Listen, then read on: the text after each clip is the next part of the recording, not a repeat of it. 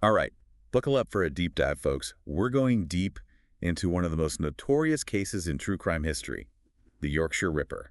Yeah, this one.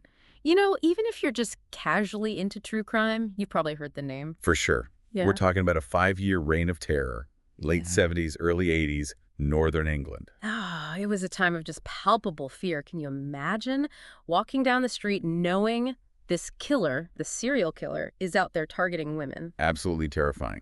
13 women murdered, 7 others survived attacks, but brutal ones.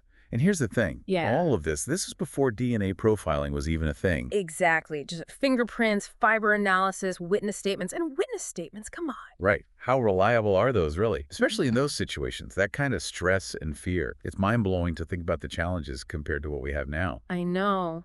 It really makes you appreciate how far forensic science has come. I mean, if this happened today, the case might have been cracked so much faster. Absolutely. But back then, it was like the Ripper was operating in a forensic blind spot. And then on top of all that, you've got the hoax. The hoax, right. The tapes and letters. Someone out there mimicking the killer, sending these taunting messages to the police. Chilling. Like something straight out of a horror movie. A really, really messed up horror movie. And just think about the resources wasted chasing this phantom. All that time lost while the actual killer, he's still out there. Ugh. It's like the hoaxer was almost an accomplice, inadvertently giving the Ripper more time, extending that reign of terror. It's a truly disturbing thought. The killer must have been loving it, knowing he was controlling things from the shadows. And the impact on the community, psychologically, devastating. Think they're close to catching him, and bam, turns out they're being played. That betrayal, on top of the fear that was already there. So far we've got this brutal killer, an investigation limited by the technology of the time, and then you layer on this whole deception with the hoax. A perfect storm of factors, really. It really is. Yeah. And to understand this perfect storm, we kind of have to zoom out a bit, look at the bigger picture. We need to consider the social context of 1970s England, a different era with very different societal norms, especially when it comes to, well, women's roles and perceptions of violence. Yeah, absolutely. It's like trying to understand a piece of art without knowing anything about the artist or the period it was made in. You can appreciate the basic elements, but you're missing so much of the deeper meaning. Exactly. We need to view this case through the lens of the time, understand the backdrop to these events, the stage it was all playing out on. It's crucial.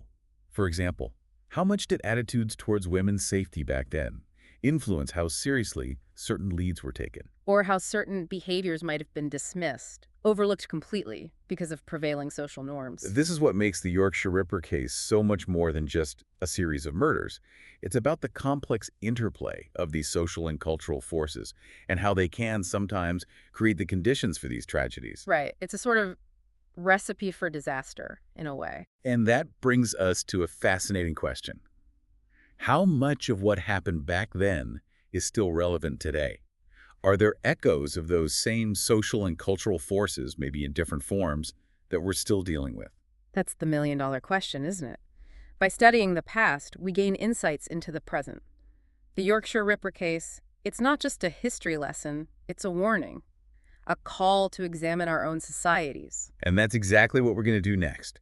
Dig deeper into the hoax, unpack the societal context, and explore what this case can tell us about the world we live in today. You know, we really have to delve deeper into that hoax. It's one of the most baffling parts of this whole case. Imagine you're a detective, the pressure's on to catch this killer, and then boom, you get these tapes and letters. Like a punch to the gut, right? They think they're getting close, finally, and then this. Exactly. And it wasn't just, some sloppy notes. This hoaxer, he was meticulous, mimicking the Ripper's style, even the voice on the tapes. It was eerie. There were even details, things that supposedly only the real killer would know. Makes you wonder, what kind of person does that?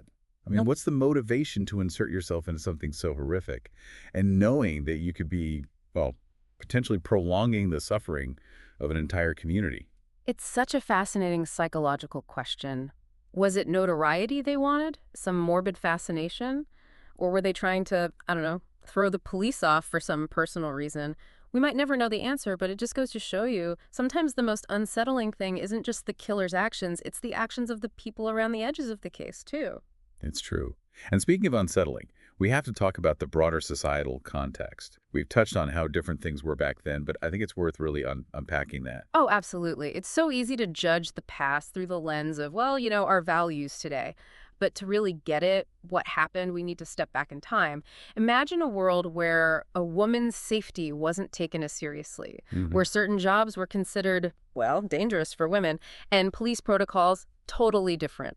Some people might say that bringing up the social context is just an excuse, a way to deflect blame from the actual killer. Right. But I disagree completely. It's not about excuses. It's about understanding the complexity of it all. I agree. It's like, okay, think of it this way. If you have a plant that's not doing well, you don't just blame the plant. You look at the soil, the sunlight, the nutrients, Yeah. right? In the same way, we have to look at the societal conditions that allowed someone like the Yorkshire Ripper to operate for so long. What was the environment that allowed this to happen? There's that saying, it takes a village to raise a child. Well, maybe it also takes a society to create a monster. That's a powerful way to put it. And the Yorkshire Ripper case, it's a reminder that preventing these kinds of tragedies, it's not just on law enforcement, it's on all of us. We have to be aware of the messages we're sending, the norms we accept, the environments we create. Because all those little things, the biases, the assumptions, they can have a ripple effect. And sometimes that ripple leads to something truly horrific. Exactly.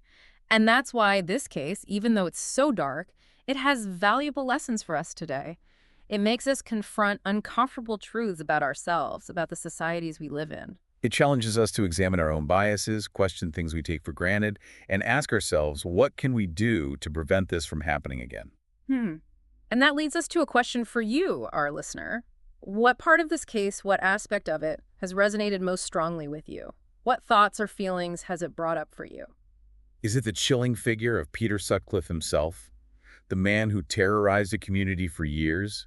The brutality, the way he stalked his victims? Maybe it's the investigation itself that grabs you, the challenges the police faced, the dead ends, the frustration of chasing a phantom because of the hoaxer. Or perhaps it's the sense of helplessness, knowing that, even with their best efforts, they couldn't stop him sooner.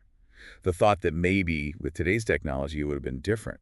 Or could it be the broader picture, the societal context, the way those norms and attitudes back then, the way they might have affected not just the crimes, but the investigation itself? The idea that things that seem unrelated, like how women were viewed or how communities were structured, could play a part in something this horrific.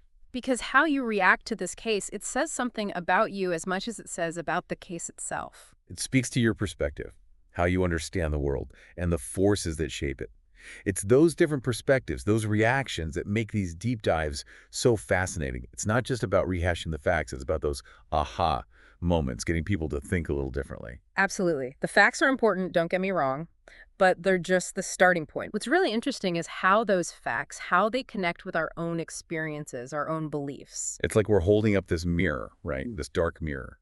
And we see the reflection of the past, sure, but also glimpses of ourselves, of the world we live in now. And that reflection, sometimes it's unsettling, but it can also be illuminating. It can challenge us to see our own blind spots, question the things we just take for granted. Makes you think about the consequences of our actions, even the unintended ones. So where do we go from here? What can our listeners really take away from this whole deep dive into the Yorkshire Ripper case? I think the biggest takeaway, for me at least, is awareness. Awareness of the past, awareness of the present, even awareness of ourselves.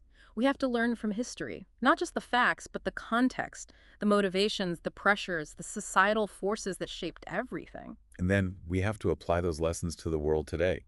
We have to ask ourselves some tough questions. Are we doing enough to address the root causes of violence? Are we building a society where everyone feels safe, valued? Are we being careful, really careful about the messages we're sending, both the obvious ones and the ones that are kind of hidden? Because this fight, the fight against evil, against injustice, against the forces that create monsters like the Yorkshire Ripper, it's never really over, is it? No, it's not. It's a constant thing. It requires vigilance, critical thinking, and a willingness to, challenge the status quo, to call things out when we see them. And it starts with us, with each and every one of us. By being informed, engaging in these conversations, holding each other accountable, that's how we create a world where these kinds of horrors are just echoes of the past, not some grim warning of what's to come. So thank you. Thank you for coming with us on this journey into the darkness of the Yorkshire Ripper case. We hope it sparks some thoughts, some questions, maybe even a renewed sense of, a commitment to making the world a better, safer place. Until next time, Keep questioning, keep exploring, and keep diving deep.